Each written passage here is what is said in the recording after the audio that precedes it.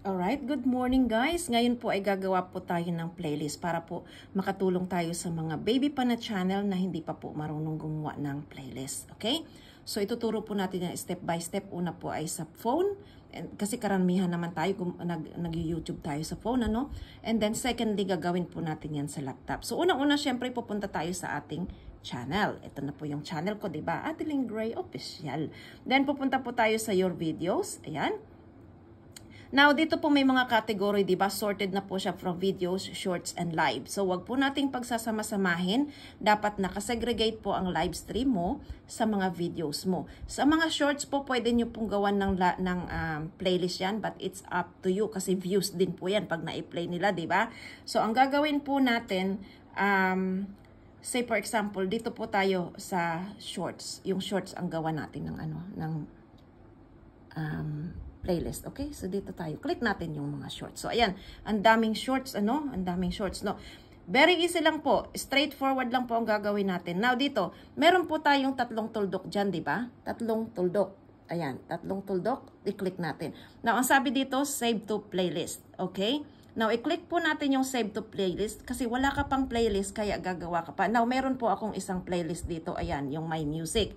Pero yan po yung mga record na music kaya hindi ko siya ilalagay doon. Now, meron din po tayong dito nakalock naman po yung aking Watch Later. Dito po, ginagamit ko po yung Watch Later para sa mga videos ng mga tinutulungan kong mag-create o magbuo ng mga WH nila. So, dyan ko sila nilalagay and then ipiniplay ko lang sila overnight. Now, since wala pa akong playlist ng mga shorts ko, gagawa po ako by clicking New Playlist. Ayan, New Playlist po yan. Dito, syempre, lalagyan natin yan ng title para alam ng mga tao kung ano yung ipiplay nila. Sabihin na natin na short videos. Okay? Yan po. Short videos. Ayan. Then nakikita nyo po nakalock pa siya, no? Huwag nating ipa-private kasi hindi rin nila makita yan. So, click natin yan. Palitan natin yung setting. Gawin nating public. Okay. Now, naka-public na po siya. Ito po yung created. Dito tayo sa right side. Created na po siya. Ibig sabihin, yung first video po na yon ay nasa playlist mo na. Now, gagawin po natin, next na video naman tayo. Dito tayo sa tatlong tuldok uli. Save to playlist. Ngayon, di ba? Meron ka ng My Short Videos. So, i-click mo lamang po yung My Short Videos. Ayan, matik na po na nandun na siya. Now, balik po tayo sa ating main. Another one. Another tatlong tuldok uli. Click uli natin. Save to playlist again. And then, punta ulit tayo sa playlist ng short videos. Okay? So, ganun lamang po yan ka-straightforward. Now, paano natin malalaman na nasa playlist na siya? So, balik po tayo sa ating main page. Dun sa main page, sa front po ng ating channel. Ayan, balik tayo dito para malaman natin kung may playlist na nga ba talaga ako. Puntahan natin, yung main natin. Ito. Di po ba may nakasulat na dyan, makikita mo yung playlist. Ayan, playlist. So, dito po sa playlist, ayan, makikita na natin siya na sorted na po siya. Short videos na siya. Okay? So, ganun po ang mangyayari niyan. Now, lilipat po tayo sa laptop. Sa laptop naman po, ganito ang mangyayari. Okay, wait lang ha. At pupunta muna po tayo sa laptop para makita natin ang ating gagawin. Okay, let's go. Ayan po. So, ito na po ang ating laptop. Now, dito po sa laptop, ang gagawin naman natin, same scene din po. Pupunta po tayo sa your video. Ayan, your video. Okay? Then, sa your video po, ganito ang lalabas. Ayan, umiikot-ikot pa. Okay. So, halos pareho po. Walang kinaibahan yan sa phone. Medyo malalaki nga lang malaki lang yung screen. Now, dito po meron tayong videos, shorts, and live. Alin po ang gagawa natin dito? Kunwari, dito tayo sa live. Sige, sa live stream tayo. Okay. Now, dito po, ayan na yung mga live stream natin. Ayan na siya. Now, ang gagawin po natin, dito po sa side ng bago po yung thumbnail natin, meron po dyang square. Ito. I-click po natin yan. Ayan. Then, may nakasulat po dito na add to playlist.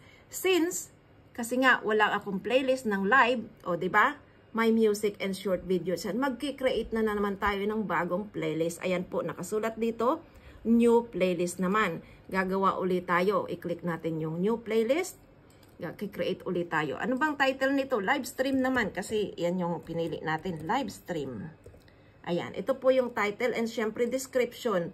And sa description po natin, so ito po ay, yan, ito po ay mga videos ng aking live stream. Ayan.